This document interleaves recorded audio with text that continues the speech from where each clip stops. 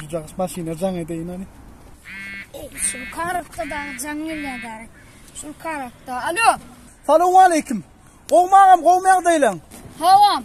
Kovmacan sağ. Havam şu maşini koyupsun da. Motor 3,5. O radnoy renk Land Rover'da çalışılmadık. Yo. Ağamcan. Hova. Bak ayağdayım on sorsun da yağım. Hova benim var. Ağam dinle demeli. Hova maşini alacak kol yanında var. Ağam nemem ol. Neylik? Degim yağdayken degim zat yoktur ayıt koşup. Men ol. Ya ağamcan ters düşündün ha ben dinle. Birinci ha barbarım dinle beni. Land Rover avat. Kras radnoy ak. 4 teker kovfi hova. Lisi derler. Ağamcan Akümülatör teve. Ay bolla. Ohocan ağam men maşin satam o. Ne mi? Men maşin alyan.